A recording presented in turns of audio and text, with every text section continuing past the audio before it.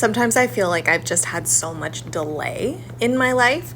And today I was reading Deuteronomy 9, and I was thinking about how it took the Israelites 40 years to get to the promised land instead of the 11 days that it could have taken.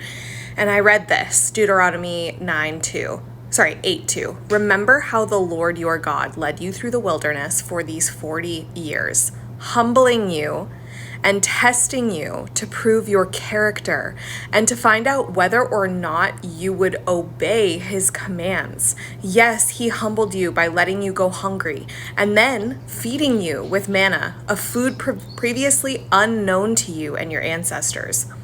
He did it to teach you that people do not live by bread alone. Rather, we live by every word that comes from the mouth of the Lord. For all these 40 years, your clothes didn't wear out and your feet didn't blister or swell.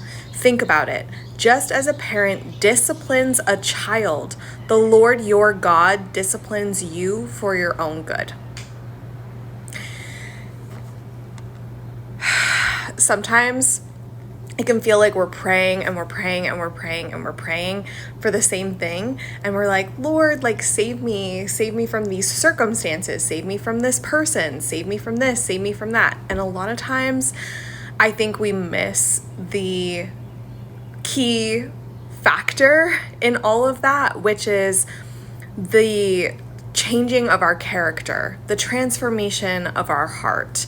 So instead of, for myself, what this has looked like, instead of praying for God to change my circumstances, I've started praying for God to change me. Don't move the mountain, move me. Move me over the mountain by showing me where I'm disobedient, where in my heart I have rebellion, where in my heart I don't trust you. And he has revealed it to me. I'll tell you what. And you know what? I was talking about that delay that has happened in my life. The other thing that God has promised you is that he will restore to you the years that the locusts have eaten. So if you are someone who feels like they've had a lot of delay in their life, but you're now deepening your walk with him, he is going to restore everything to you.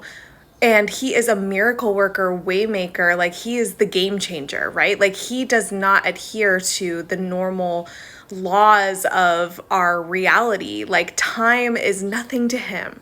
He can make things happen with God's speed in ways that you can't even comprehend. And your role in that here is to remember, right, that he is Jehovah Jireh. He is the provider. It says here, he humbled you by letting you go hungry. So he took away the normal food that you were being gluttonous on. He took away the things that you were filling yourself with instead of him. But then what did he do?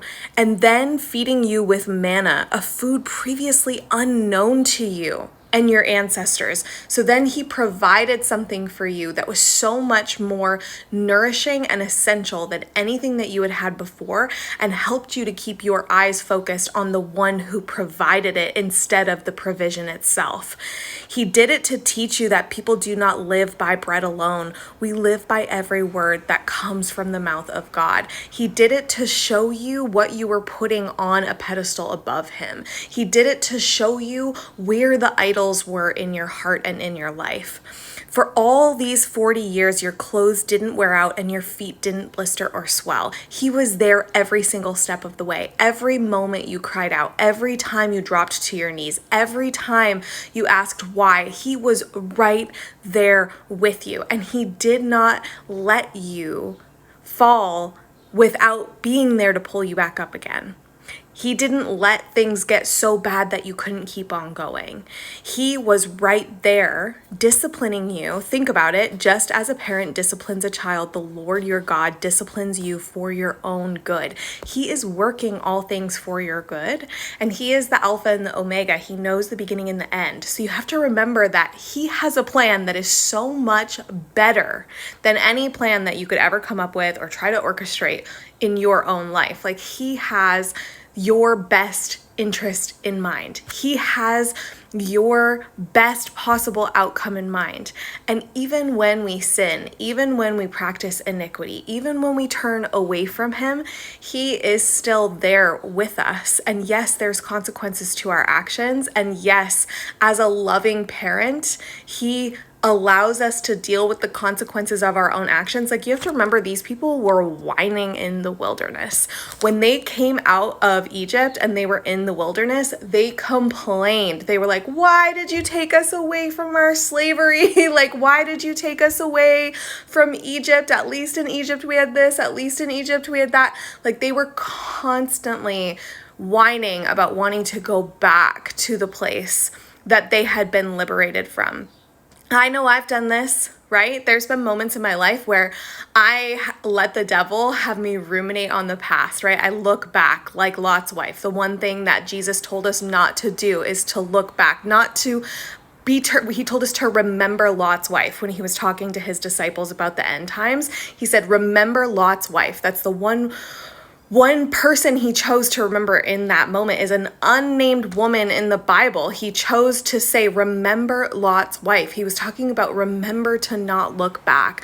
Remember to not be in the wilderness, lamenting so much about the past and what you have been broken free of, that you delay and postpone the promises that God is literally right there ready to give to you. But you're like so scared of the giants that are in the promised land, of these unknown things that are in the promised land, that people come back to you and they report, oh, there's giants in the promised land. This is what happened, right? In the text. The scouts went out, they came back, they're like, oh my gosh, there's these giants. We're never going to be able to take this land. And what did the people do? They fell into despair. They believed these scouts more than they believed the Lord and what he had said he was going to do for them in their faithfulness. So I've done this, right? There's moments where God has told me to do something and he has told me he's going to be with me in that journey. And then I'm like, but what about this, God? And what about that? And I don't know. I'm not enough. I'm scared. And I've delayed myself. And God, in his kindness, has stayed there with me and provided for me and made sure my feet didn't blister and swell and made sure that my clothes didn't wear out and trained me in spiritual endurance so that I could run the race with him all the way to the end while he restores what the locusts have eaten, because I've had to deal with the consequences of my own sin and iniquity. He's so loving, like he's so kind, he's so good. So that's my word for you today. And this passage continues to go on and says, so obey the commands of the Lord your God by walking in his ways and fearing him. For the Lord your God is bringing you into a good land of flowing streams and pools of water, with fountains and springs that gush out in the valleys and hills. It is a land of wheat and barley, of grapevines, fig trees, and pomegranates, of olive oil and honey. It is a land where food is plentiful and nothing is lacking. It is a land where iron is as common as stone and copper is abundant in the hills. When you have eaten your fill, be sure to praise the Lord your God for the good land he has given you. If God gave us everything that we wanted in our pestilence, in our moment where we're like, I want this, and God just handed it to us, the consequences of that are we come to idolize ourselves. We come to turn away from him and forget the one who provided it for us.